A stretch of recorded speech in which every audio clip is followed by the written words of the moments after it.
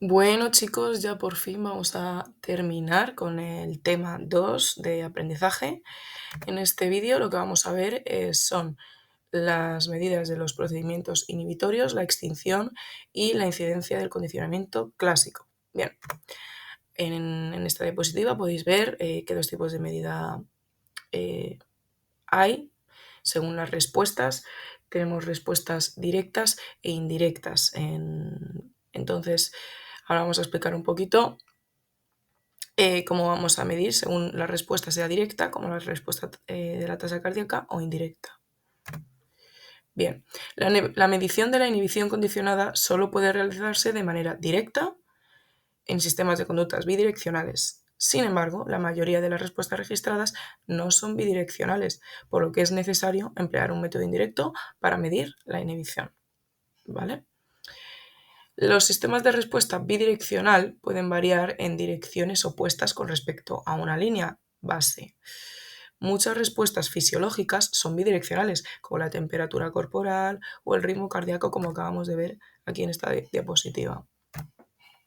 También existen respuestas motoras bidireccionales, como la respuesta en el automoldeamiento, que recordemos, el automoldeamiento es el experimento que hizo Brown y Jenkins con palomas, en las que las palomas se ponían a picotear la tecla de la luz, ¿vale? Bien, para respuestas que no son bidireccionales, como la salivación, que también la he puesto ahí antes de ejemplo, se requiere una medición indirecta.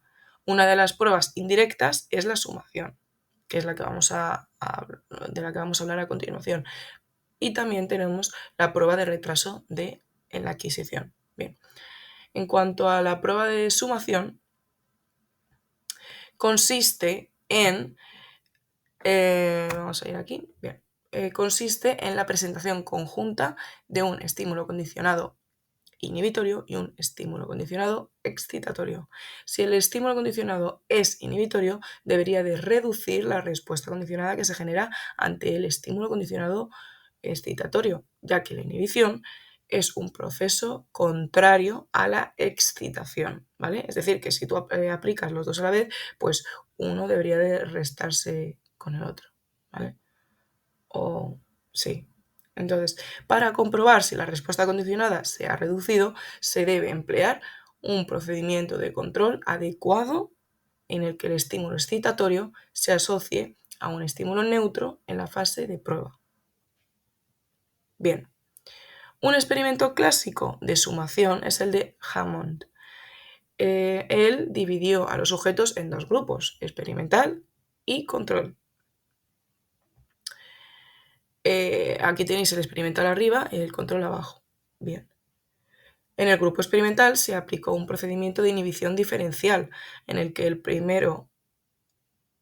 primero se asoció un tono con una descarga y luego en el otro ensayo se presentó una luz sin descarga. En el grupo control también se presentó el tono asociado a la descarga, pero la luz se presentaba de forma aleatoria con respecto a la descarga. Los resultados mostraron que en ambos grupos la respuesta condicionada disminuyó, pero el grupo experimental mostró una menor respuesta condicionada que el grupo control. Ahora vamos con la prueba de retraso de la adquisición. Un estímulo inhibitorio necesitará más ensayos de emparejamiento con el estímulo incondicionado para alcanzar el mismo nivel de excitación que un estímulo neutro.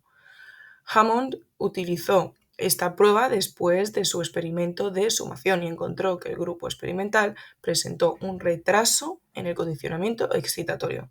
Sin embargo, estos resultados deben interpretarse con precaución, ya que la preexposición al estímulo condicionado también puede ralentizar el aprendizaje sin ser un procedimiento de inhibición propiamente dicho. Ahora vamos con la extinción. La extinción es un procedimiento en el que se presenta el estímulo condicionado repetidamente sin el estímulo incondicionado, lo que provoca la disminución o desaparición de la respuesta condicionada.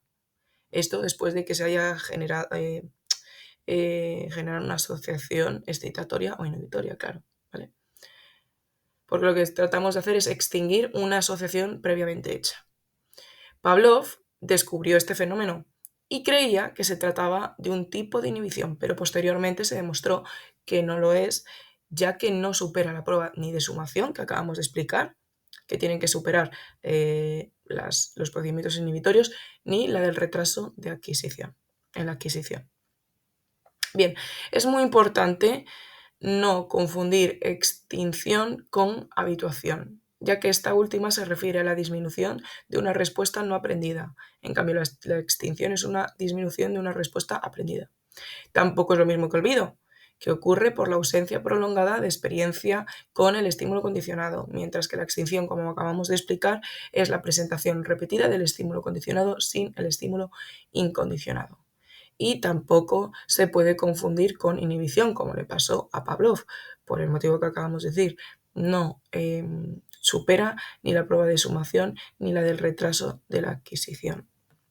Bien. Vamos a hablar de cuatro fenómenos que demuestran que la extinción no es olvido. Aquí los tenemos: desinhibición, recuperación, renovación y restablecimiento. Pongo esta imagen porque creo que es importante. Pues mira, son como claves para luego acordarte en el examen y asociar, porque a veces a mí me pasaba al hacer los test, he visto que no tenía tan claro, me costaba diferenciar entre la renovación, la recuperación, el restablecimiento, cuando me ponían la definición y teníamos que elegir entre uno y otro, porque me costaba recordar, porque como se parecen tanto. Entonces, con esta imagen de, pues mira, desinhibición, estímulo novedoso; recuperación, tiempo; renovación, contexto; y restablecimiento, estímulo incondicionado. Con esto ya como que son claves para recordar de qué va cada una, ¿vale? Bien, una vez visto esto, vamos a hablar un poquito de cómo fueron, de qué va cada fenómeno. Bien, la desinhibición, descubierta por Pavlov, se produce cuando durante la extinción se presenta un nuevo estímulo junto con el estímulo condicionado, lo que provocará que la respuesta condicionada pueda reaparecer de inmediato, es decir, se recuperará la respuesta condicionada que se había conseguido en la primera fase de condicionamiento excitatorio, como veis aquí bien en la imagen. En cuanto a la recuperación espontánea, también la descubrió Pavlov y ocurre cuando después de un periodo sin contacto con el EC se vuelve a presentar. Entonces, lo que ocurrirá será que la respuesta condicionada reaparecerá espontáneamente. ¿De acuerdo?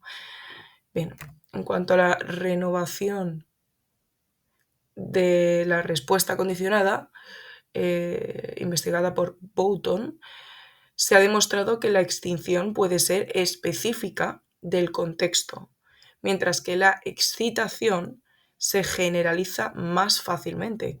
Esto indica que el contexto puede actuar como una clave para interpretar el significado del EC. Parece que el contexto está actuando como una clave que ayuda a eliminar la ambigüedad del significado del EC.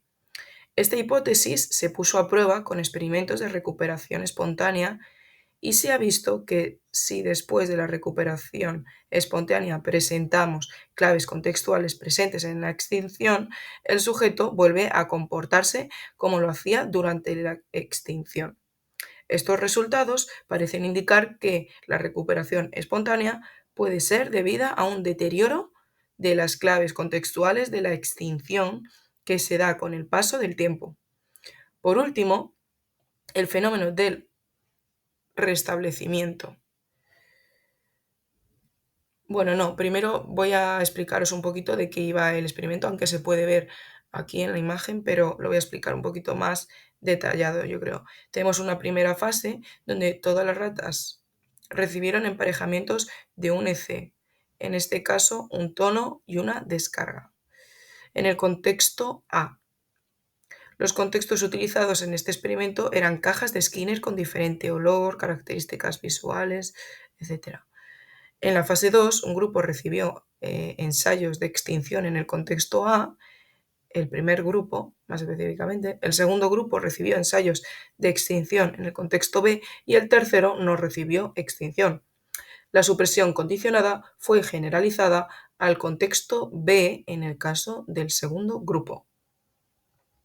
Tras la extinción, todos los grupos recibieron una serie de ensayos prueba en el contexto A. Los resultados fueron que el tercer grupo mostraba una supresión casi total, el segundo mostró una gran supresión condicionada, es decir, que la extinción no eliminó el aprendizaje original, y, y que el efecto de renovación se produjo incluso cuando la prueba se hizo en un contexto distinto al contexto A y B, lo que demuestra que la extinción puede ser específica del contexto. Por último, el fenómeno de restablecimiento ocurre si el EI se presenta en solitario tras la extinción. Esto hace que vuelva a darse la respuesta condicionada ante el estímulo condicionado en la prueba posterior. Se ha visto que el contexto también juega un papel importante en este fenómeno. El contexto, por tanto, estaría suprimiendo la ambigüedad del estímulo condicionado. Por último, vamos a hablar un poquito de la incidencia del condicionamiento clásico. En este caso, vamos a hablar de Karen, que estudió la territorialidad en peces guramis, los cuales defienden su territorio de otros machos, pero permiten la entrada de hembras para la reproducción. La investigación de Hollis, Karen Hollis se llama, demostró las ventajas del condicionamiento clásico en la agresión territorial y la reproducción. Bien.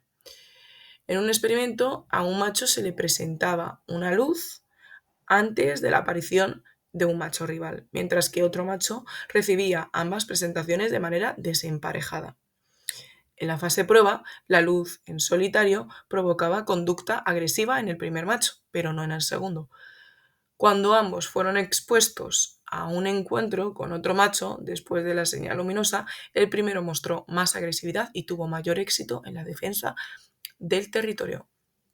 En otro experimento se vio que los machos que anticipaban la llegada de la hembra mediante una señal pasaban más tiempo construyendo nidos y tenían más crías que aquellos sin señal. En conclusión, el condicionamiento clásico mejora los comportamientos asociados a la territorialidad y la reproducción de los guramis. También vamos a hablar del condicionamiento clásico y las drogas. El consumo de drogas está precedido por claves ambientales que pueden condicionarse. En humanos, los lugares del consumo, la gente con la que se consume y los rituales asociados pueden convertirse en señales de la droga. Las drogas generan desequilibrios fisiológicos que provocan una respuesta incondicionada compensatoria, permitiendo al organismo recuperar su equilibrio interno. Las claves contextuales asociadas al consumo se condicionan con la droga y pueden desencadenar una respuesta condicionada compensatoria, generando tolerancia. Si el consumo ocurre en un contexto diferente, esta respuesta puede no activarse, aumentando el riesgo de sobredosis. La tolerancia es, por tanto, una respuesta adaptativa influenciada por el condicionamiento clásico y el contexto del consumo.